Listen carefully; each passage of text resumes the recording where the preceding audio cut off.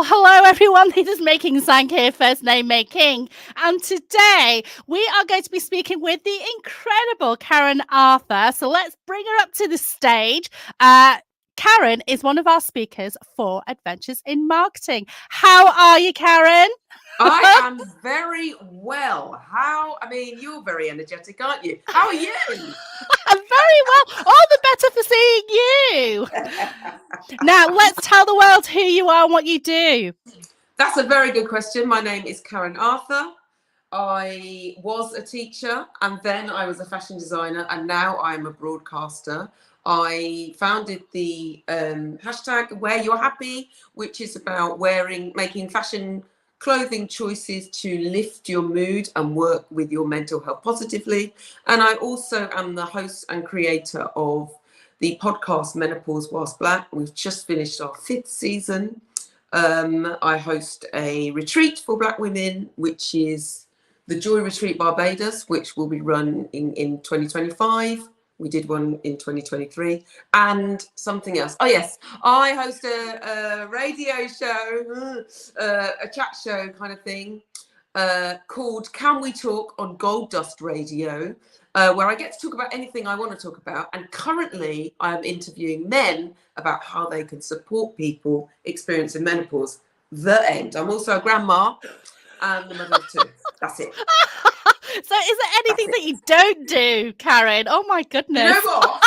I do, and this is funny because I could have never have predicted what I'm doing now, not at all. But I feel like as I've gotten older, I'm 62 and 3/4. I'm 61 and 3/4. I'm not adding an extra year. As I've gotten older, I've moved more towards choosing to do the things I love. I did teaching for 28 years and I loved it until I didn't.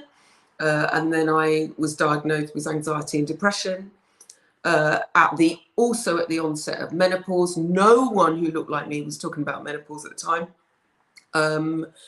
And so I started to talk about it. And I feel that one of the things that happened when I left teaching was I thought, I could have another 50, 40, years on this planet if I'm lucky, unlucky, depending on which way you look at it. I choose lucky. And in which case I'm going to only do the things that I love. And that I'm called to do. And so that's where I am. Who knows what I'll be doing next year? It's all good. Amazing. Now, Karen, you are one of the incredible speakers for Adventures in Marketing. I interviewed Osman yesterday. He talked about productivity with a twist. It was really, really interesting. And another interesting topic that you're going to be covering is showing up authentically. Now, can you tell us a little bit more about that? Yeah, you know what? I started on Twitter talking about Where You're Happy, speaking into the ether, chatting away to myself, posting pictures of, the outfits I was wearing and explaining where they came from. And I loved Twitter. And then Instagram came along and I'm much more of a visual person. Back in the day when Instagram only, posted pictures of your lunch and then people, put that and then ran away. Of course, it's evolved into hashtags and branding and, all that kind of stuff. And years after that, I fell out of love with Instagram in particular. I was on my handle, menopause, was Redskin UK, which was my brand at the time. And I was falling out of love. I didn't like marketing, which is why I think it's hilarious that I'm speaking at this. Please come, guys. Honestly, I have a lot to say. Okay, don't let this put you off. So I fell out of love with it because it felt too love me. And so I kind of stepped away for a bit, and then I realised that if I wanted to engage with people around fashion, around where you're happy, around mental well-being, around all the things that were going around in my head, then I needed to come at it and also not go bonkers. Then I needed to do it when I felt like it. And I started to be much more truthful about what I was sharing, which meant I had, a vulnerability hangover at least once a week. But it also meant that, to my surprise, nobody disappeared. And in fact, the opposite happened. And so I think what happens is people are drawn to what I talk about because I always come from a place of truth. Yes, I'm a very positive person. I can't help it. But when I'm not feeling great, I also share that as well. And I think that story resonates with a lot of people. When it comes to my other account, because of course I've got two accounts, because why would you do things simply? Menopause Whilst Black is the account I started from rage. I was coming from a place of rage and anger, and that was in the end of May, beginning of June 2020, when George Floyd was murdered, and Amy Cooper weaponized her tears against Christian Cooper, sorry, in Central Park.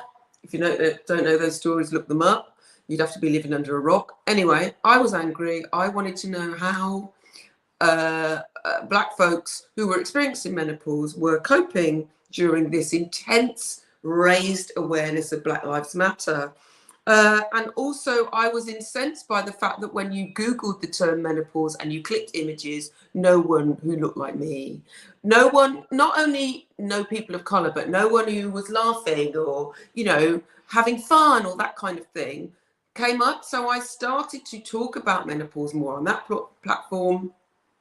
Very long story short, the podcast board, no one told me to, I didn't think I was going to be a podcaster. I've had a massive imposter syndrome about it.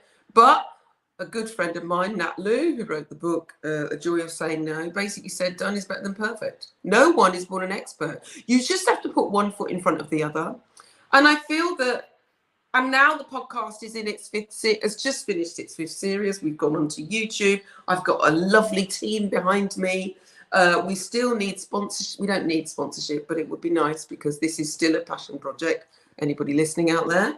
And again, it's about serving my community, but it's also about being truthful and honest. And when it becomes too much, I step away, I think my story resonates because I'm an older woman who's just changed shit up.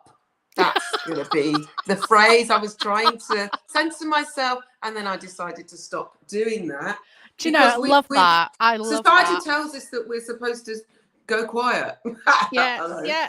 And, I love that. And I have no intention of doing that. And I encourage all people socialized as women to make a lot of space, make a lot of noise, and take up space. I'll stop talking now.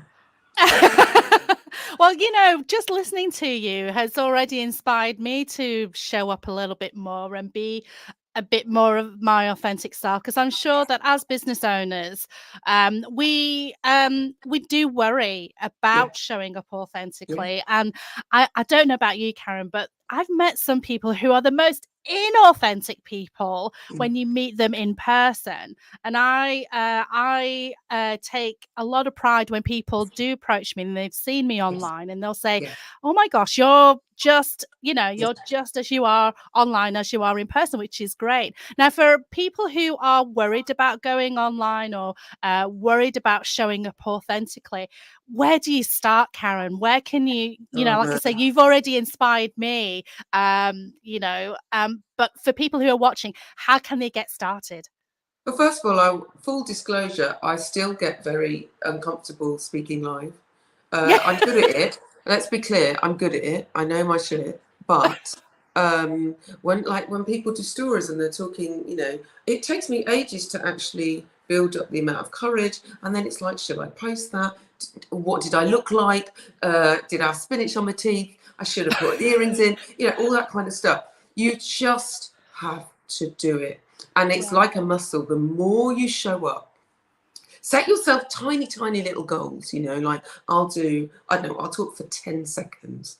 I'll talk about my breakfast, or do something that feels comfortable, but recognize you're also going to feel a little bit silly and a little bit vulnerable. And remember that everybody feels that way. Even the most, I've been a podcast guest on people's podcast, or I've spoken to people who you have loads of followers, and also you'd think they've been doing it so long they find it easy. Honestly, it's still hard, but the difference is that they get it done. And I think that's you know, that's my advice. I don't agonize as much because I keep doing it anyway, clearly. But set yourself small, achievable goals.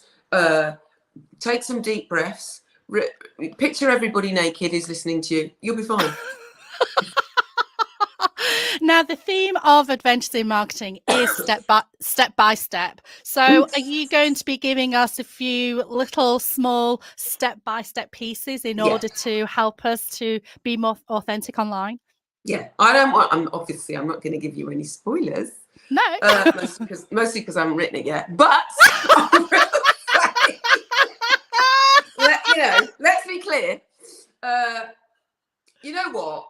I know from experience. I was a teacher, as I said, for almost 3 decades. PowerPoints give me PTSD. So there won't be loads of things for you to read. I won't be sending you PowerPoints afterwards. I am the world's worst pupil in that if I'm able to fidget or if I'm not engaged, I'm pissing about, I'm catching the eye of somebody else. So whatever happens, however it goes, you will come away feeling, first of all, uplifted and also empowered to take at least 3 things away with you that you can use in your journey to turning up authentically online. Oh my God, I'd vote for myself. My God, that is incredible. Now, if any viewers out there, if you haven't got your ticket yet, do go and grab your tickets now. adventuresinmarketing.uk. You're going to meet the incredible Karen.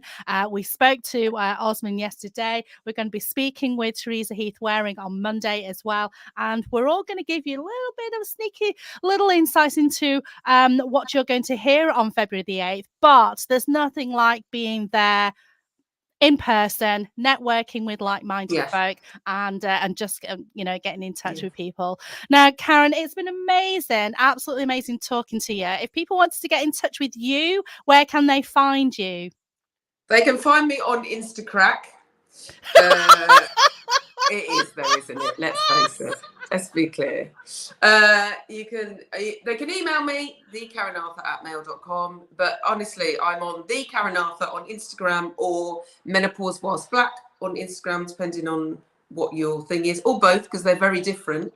And I will say something about going to events. Going to events is daunting, especially if you don't know someone and you think that you can get that stuff online. But I will say there is something about sharing energy with people in the room who have a similar vision to you, which is very, very different from just accessing stuff online or reading stuff or webinars. So if you're teetering on the edge of attending, or you're worried about coming to Edinburgh, you've never been, or you're worried about being around, trust me, 1, there will be people there who feel exactly the same as you, and 2, you will get so much out of it, you'll wonder why you didn't book months ago. You're absolutely right there, Karen. Couldn't have put it better myself. Thank you so much again for your time, Karen. Like she said, go get your tickets now. I know I don't bite, so if you are a bit shy, do come and say hello. You ask nicely, I will. I wear a hat, so do come and approach me. Come and approach Karen, and if you ask her nicely, she'll bite. Oh my God! What have I started? Oh, wasn't Karen amazing? Honestly, go grab your tickets, adventuresinmarketing.uk. Come and network with us. Come and listen, be inspired by some incredible speakers. Karen talked about Nat Liu earlier, who was on a podcast, and she was one of the speakers last year, and I got a lot out of her session, and you'll get a lot of, a lot from Karen, Osman, Teresa, and a whole bunch of other speakers as well. Thank you so much for listening, and we'll see you at the next interview of Adventures in Marketing.